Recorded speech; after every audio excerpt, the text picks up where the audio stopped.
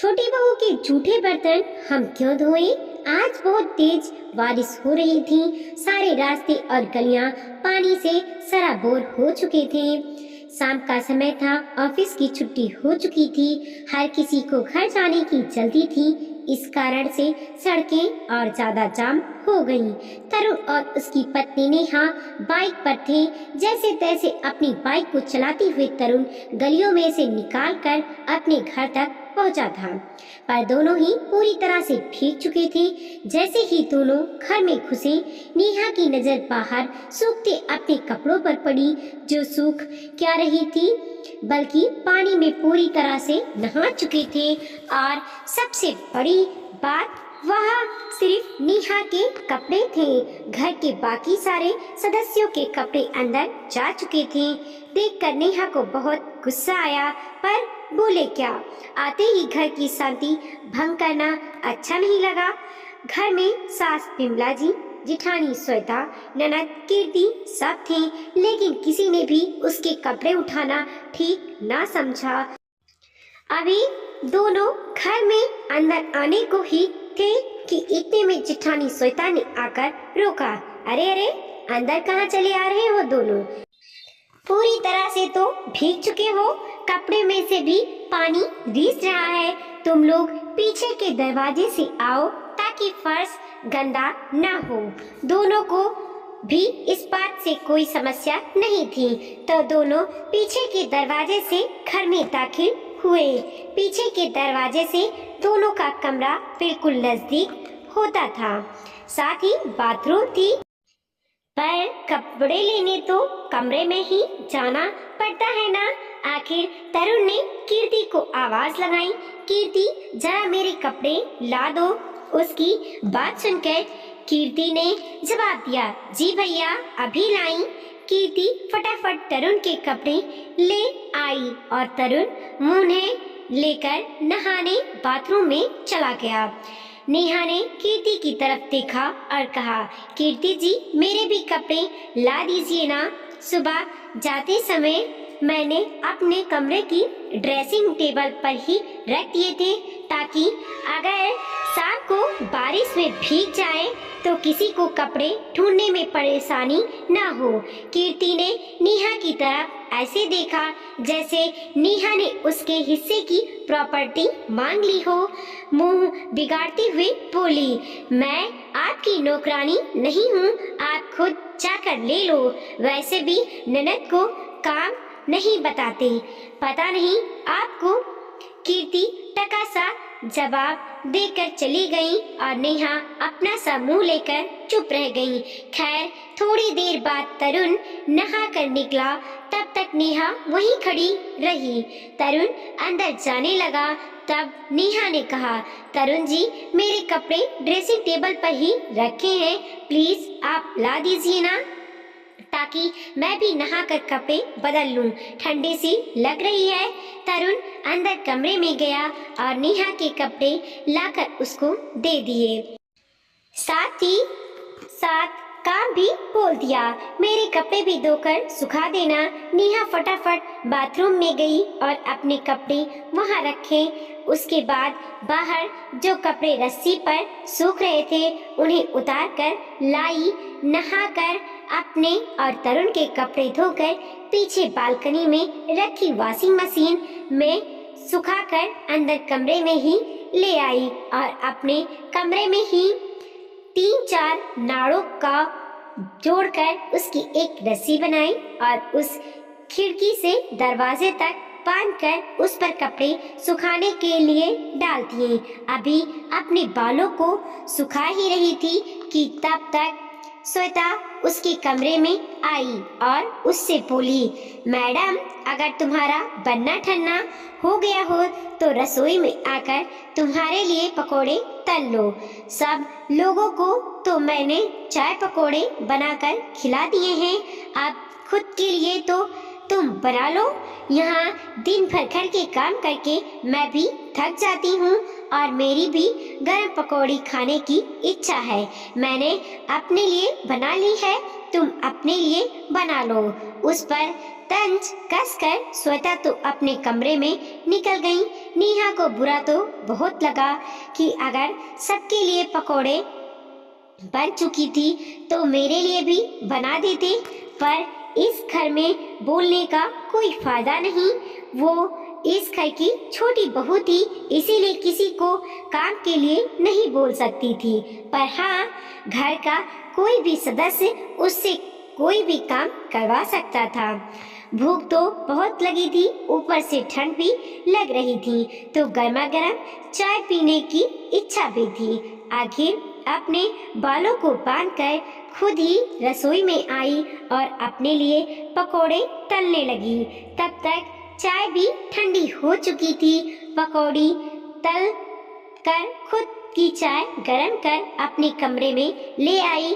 अभी पहली पकौड़ी अपने मुंह में रखी ही थी कि इतने में सास विमला जी कमरे में आ गई और आते ही कमरे में कपड़े सूखते देखकर बोली, और कोई जगह नहीं मिली तुझे कपड़े सुखाने के लिए? यहाँ कमरे में कपड़े फैला रखे हैं और किससे पूछकर वॉशिंग मशीन इस्तेमाल की? पता है ना इस बार बिजली का बिल कितना आया है? पर तुझे क्या, तुझे तो ऐसो आराम की जिंदगी जीने की आदत हो गई है। बना बनाया सब कुछ मिल जाता है, आराम से बाहर घूम फिर कर आ जाती है। आप फटाफट चाय नाश्ता खत्म कर और खाने की तैयारी कर। शाम के खाने की और रसोई की तेरी जिम्मेदारी है। कहकर विमला जी जितनी तेजी से कमरे में आई थी उतनी ही तेजी से निकल भी गई। ऐसो आराम, यह शब्द अभी भी उसके कानों में गूंज रहे थे। क्या सचमुच उसकी ऐसो आराम की जिंदगी थी? इतनी ऐसो आराम की जिंदगी की उसने कभी उम्मीद नहीं की थी। सुबह 5 बजे से काम में लगी होती हूँ, जिसकी रात 11 बजे तक फ्री होती हूँ। क्या इसे ऐसो आराम कहते हैं? सिर्फ इसीलिए कि वो छोटी बहू थी। घर की बड़ी बहू को तो ये लोग काम में भी मदद कर देते थे, और तो और वो दिन में भी आराम कर लेती थी। पर उसे आराम कहाँ, क्योंकि वो तो जॉब भी करती थी और उस जॉब के लिए भी कहा जाता था कि अपने लिए करती है, हमारे लिए थोड़ी ना। जबकि वो भी बराबर घर खर्च करती थी। ससुर थे नहीं घर में, सास जेठ जेठानी तरुण और नेहा और कीर्ति ही थे। कीर्ति की अभी पढ़ाई चल रही थी तो उसकी पढ़ाई का खर्चा, साथ ही उसकी शादी के लिए भी पैसे इकट्ठे करने थे। 7 महीने पहले ही दोनों भाइयों की शादी हुई है। जेठानी और उसकी शादी में सिर्फ 1 महीने का अंतराल था। अभी तो उसका भी कर्जा नहीं चुका था, ऊपर से घर खर्च, सास की दवाइयाँ आदि। दोनों भाइयों पर इतना बोझ देकर नेहा ने जॉब करना पसंद किया, जबकि बड़ू बहू ने घर संभालना। लेकिन फिर भी नेहा की मेहनत को कुछ भी नहीं माना जाता। नेहा के किसी भी काम को कोई हाथ तक नहीं लगाता, क्योंकि वो छोटी थी। उसका काम करने में सबको बेइज्जती महसूस होती थी। यहाँ तक कि अगर उसके जूठे बर्तन भी रखे होते थे तो कोई उसे धोना पसंद नहीं करता था, क्योंकि उन लोगों का मानना था कि उन लोगों का पद बड़ा है तो छोटी बहू के बर्तन हम क्यों धोएं। कई बार सुबह जल्दबाजी में अपने जूठे बर्तन छोड़कर जाती तो आकर उसे ही धोने पड़ते हैं। तब तक वह जूठे बर्तन यूं ही सिंक में सड़ते रहते। लेकिन दोहरी मार से नेहा परेशान हो चुकी थी। घर के काम के साथ ही जॉब मैनेज करना थोड़ा मुश्किल हो रहा था। तरुण से कहती तो एक ही जवाब मिलता, और भी तो औरतें जॉब के साथ घर संभालती हैं, तुम कुछ अनोखा तो नहीं करती। तुम्हें तो खुश होना चाहिए कि इस घर में तुम्हें कम से कम इतने लोग सपोर्ट करते हैं, वरना बहुत सी औरतें अकेले ही सब करती रहती हैं। उसकी बात सुनकर वो अपना समूह लेकर रह जाती। घर में वो अपनी मर्जी से मेड लगा भी नहीं सकती थी। एक बार मेड लगाई थी, लेकिन घर की बाकी की तीनों महिलाओं ने उसे इतना परेशान किया कि 1 घंटे में ही उसने हाथ जोड़ दिए। ऊपर से आए दिन सुनाए जाने वाले ताने अब तो उसके बर्दाश्त की सीमा बाहर हो रही थी। आखिर नेहा उठकर रसोई में खाना के लिए तैयारी करने गई, लेकिन ये क्या, गंदे बर्तन का तो अंबार लगा हुआ था। कुछ देर तो वहीं ठिठक कर उन बर्तनों को देखती रही, फिर सोचा कि करना तो उसे ही है, तो पहले बर्तन धोने लगी। बर्तन धुल जाने के बाद खाना तैयार किया। तब तक श्वेता उठकर आई और उसने सबको खाना परोस दिया और खुद भी खाना खाने बैठ गई। सबके खाना खाने के बाद नेहा ने पहले रसोई की सफाई की, दोबारा सारे बर्तन धोए और फिर अपना खाना लेकर कमरे में आ गई। देखा तो तरुण सो चुका था। उसे चैन से सोता देखकर एक पल के लिए मन में ख्याल आया कि कम से कम मुझसे ज्यादा अच्छी जिंदगी तो तरुण की है। बस बाहर कमा कर लाओ और घर में पका पकाया सब कुछ मिल जाता है। हम औरतों ने तो खुद ही अपने पैरों पर कुल्हाड़ी मार ली। दोहरी जिम्मेदारी तले दबे जा रहे हैं। पहला निवाला मुंह में डालते ही आंखों में आंसू झिलमिला गए। आखिर ऐसी जिंदगी की तो उसने कभी कल्पना भी नहीं की थी। खैर, कुछ सोचकर नेहा ने अपना खाना खाया और बर्तन ले जाकर उन्हें धोकर रख दिए। वापस आकर अपने कमरे में सो गई। दूसरे दिन सुबह उठी और नियमित रूप से घर के काम करने लगी। सब लोग नाश्ता कर रहे थे। उस समय ऑफिस जाने का वक्त होने लगा, लेकिन अभी तक वो तैयार नहीं हुई, बल्कि उस समय वो अखबार लेकर पढ़ने बैठ गई। ये देखकर तरुण ने कहा, नेहा जल्दी से तैयार हो जाओ, नहीं तो तुम्हारे कारण मैं भी लेट हो जाऊंगा। अरे इसे कहाँ बोल रहा है, सब कुछ बैठे बिठाए मिल जाता है तो भला क्या ध्यान देगी कि पति को ऑफिस को लेट हो रहा है या नहीं। उसके बोलने से पहले ही बिमला जी बोल पड़ी। कीर्ति ने भी बहती गंगा में हाथ धो लिए। अरे भाभी की तो ऐसी ऐसे बाहर घूम फिर कर भी आ जाती है और घर में भी काम नहीं करना पड़ता। उनकी बात सुनकर श्वेता भी हंस दी। ये देखकर नेहा बोली, नहीं मैं नहीं जा रही हूँ, आप अपना नाश्ता खत्म करो और चले जाओ। क्यों, तुम्हारी तबीयत खराब है क्या? बेवजह छुट्टी क्यों कर रही हो? पैसे कटवाने में मजा आता है क्या? तरुण ने एक साथ सवाल दाग दिए। नहीं तरुण, मैंने जॉब छोड़ने का फैसला कर लिया है। नेहा के कहते ही सबके हाथ अपनी जगह ही रुक गए और तरुण बोला, क्यों, जॉब क्यों छोड़ रही हो? वो क्या है ना तरुण जी, मैं इतनी ऐसो आराम अफोर्ड नहीं कर पा रही हूँ, इसीलिए। नेहा ने मुस्कुराते हुए कहा, अब तक 3 लोगों की तनख्वाह घर में आती थी, लेकिन अब 2 लोगों की ही आएगी।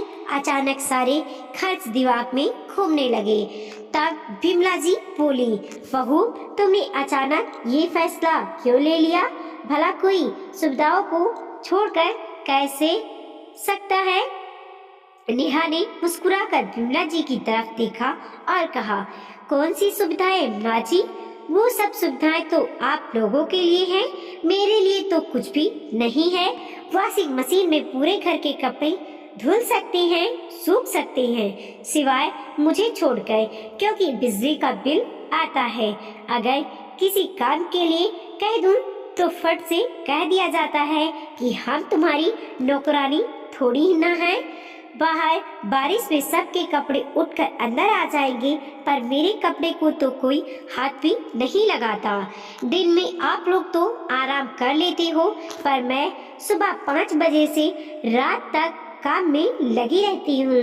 उसे आप ऐसो आराम और सुविधा कहते हो? उसकी बात सुनकर तरुण बोला, ठीक है, मानते हैं काम का बोझ थोड़ा ज्यादा है तो सब लोग मिलकर कर लेंगे ना। तुम्हें नौकरी छोड़ने की क्या जरूरत है? पता है ना अभी पैसों की कितनी जरूरत है। कीर्ति की पढ़ाई और शादी के लिए पैसे इकट्ठा करना है। कर चुका रहे हैं माँ की दवाइयाँ, घर का खर्च। क्या सबकी जिम्मेदारी मेरी है तो मेरी जिम्मेदारी किसकी है? मैं अकेली दोहरी मार क्यों झेलूं? जब आप लोग मुझे सपोर्ट नहीं कर सकते तो मुझसे उम्मीद क्यों कर रहे हो? और कोई आप अकेले अनोखे थोड़ी ना हो जो घर खर्च उठा रहे हैं। और भी तो मर्द हैं जो अपने घर के खर्च खुद उठाते हैं। अरे आपको तो फिर भी बहुत सपोर्ट है कि आप दोनों भाई मिलकर कमाते हो। अपनी ही कही बातों को अपने ऊपर आता देख तरुण चुप हो गया। किसी से कुछ कहते भी नहीं बना। नेहा तो वैसे भी सबके लिए बुरी थी और बुरी बन गई, पर आती हुई लक्ष्मी को घर में कौन मना करे। इसीलिए बिमला जी अब मेड लगाने को तैयार हो गई। यहाँ तक कि शाम के खाने में भी आप नेहा के साथ मिलकर मदद करवाई जाने लगी। वीडियो को लाइक कीजिए, कमेंट कीजिए और अपने दोस्तों के साथ जरूर शेयर कीजिए। चैनल पे नए हैं प्लीज सब्सक्राइब कीजिए और देखते रहिए मोटिवेशनल स्टोरी। मिलते हैं एक और नई कहानी के साथ।